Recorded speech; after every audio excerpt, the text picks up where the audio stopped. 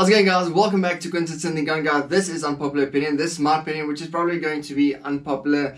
In this series, I tackle all sorts of nuances and beliefs that's inside of the EDC community, the everyday carry community, or the self-defense community as well, because that's where my life is and my life revolves around. Anyway, guys, so this one is a bit of an interesting one. This is a polarizing subject as well. Now it's a hot potato, as I tackled with the one-up problem. So I'm probably going to get some interaction, which I absolutely love. This is all about opening up the lines of communication and then people talking to each other about their beliefs and what works and what doesn't work. Moving on, this is all about a safety on a handgun, specifically for a self-defense firearm. Now, what prompted me to do this video is recently someone very close to me was in a self-defense situation where they had to pull their firearm because the situation warranted that. So that's probably the worst case scenario for every everyday carrier, is the event that they pull their firearm, which you never want to do, just whenever your life depends on it. So what happened is, this was in a self-defense scenario. He pulled his firearm, and what happened, something that you never want to feel, is you pull on the trigger and nothing happens. Now, this guy is a active sport shooter. He's done a couple of courses as well, firearms courses, handgun and so forth. Been shooting most of his life, shooting from being a kid. Grew up around firearms, so this isn't a beginner. He's been carrying his firearm or his sidearm for the last, let's say, about 6 years, thereabouts. So definitely not a novice. So what happened? What's wrong? So this person, his safety was on. Yeah, that sucks. And he actually trains to switch his safety off before he pulls the trigger, because he carries his firearm in the one-up carry condition and with the safety on. And he trains for switching it off with his thumb, engaging the target and shooting. But in that high stress scenario, what happened is that he actually did not disengage the safety, he just pulled on the trigger. Luckily, because he pulled the firearm, that deterred the attacker or would-be attacker, and then that was the de-escalation of this scenario, which is best case scenario. That's going to save a lot of legal fees and so forth. So let's tackle a couple of the things that you hear about Glocks. So Glocks, as you know, firearm is clear and safe. I'm going to show you a couple of firearms which YouTube is probably not going to like. But anyway, firearm is clear and safe. So I've heard the argument where people say, well, Glock, you carry a Glock, but that's an unsafe pistol. Wow, but that doesn't have a safety on. And no, it does not have a safety on the firearm. Sure. Okay, that's risky.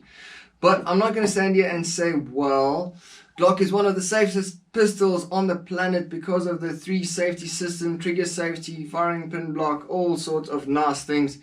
No, I wouldn't say Glock is safer than any other pistol or any other modern pistol, because the firearm is just as safe as the monkey operating it. Yes, Homo sapien, monkeys. Anyway, guys, so let's go with the 2 arguments that you get for a safety. Is that, number one, as you've heard, is that a safety makes a firearm safer. That's the first one. Second one is a safety is better for beginners. Okay, so let's tackle the last one first, because it's the shortest one to sort out.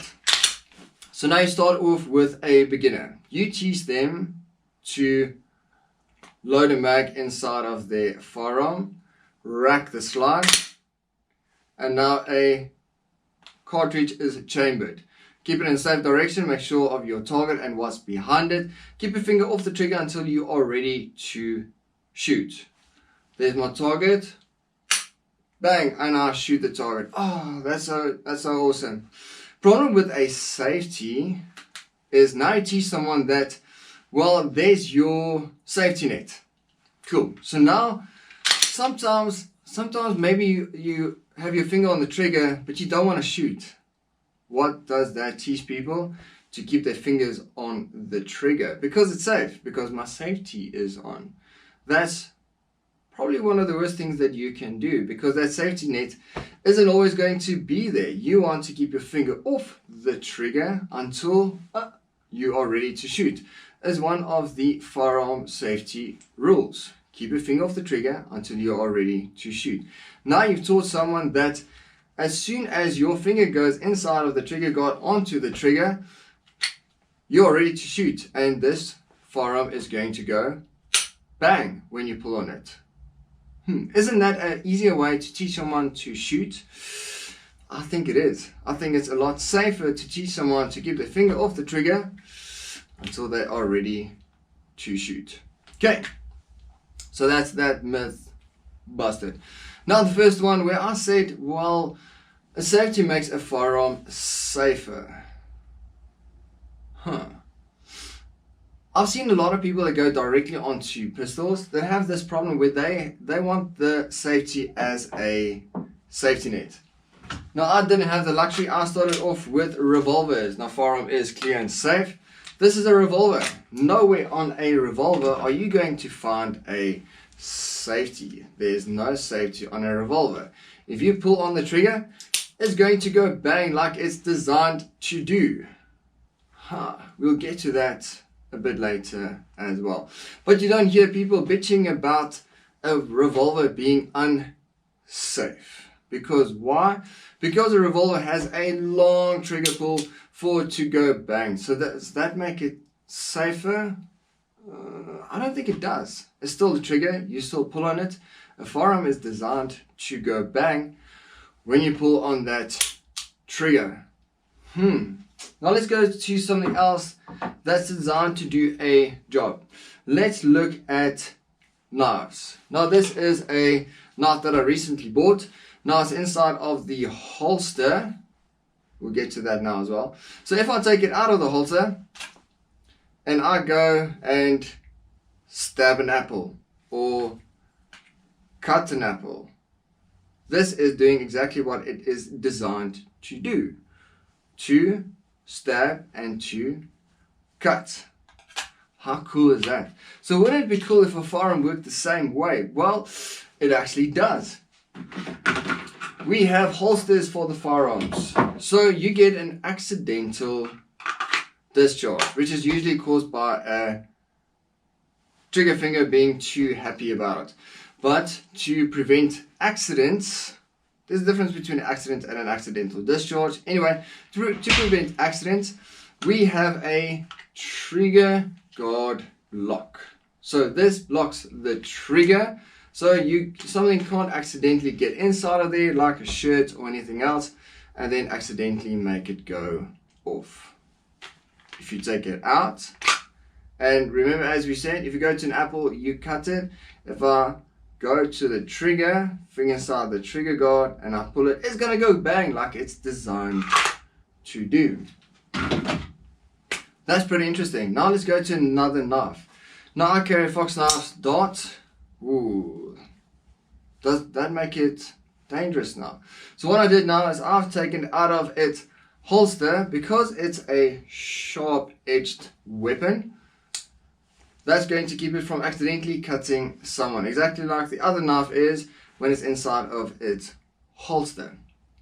So now it's inside of the frame of the knife. If I open it,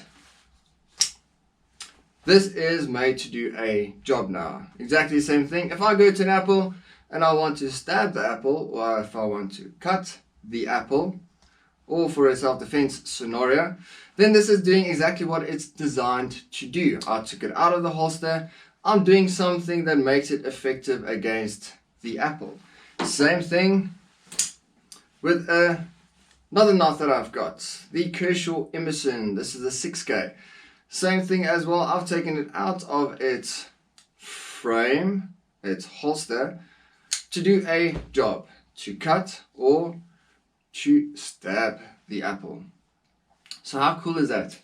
It's doing what it is designed to do.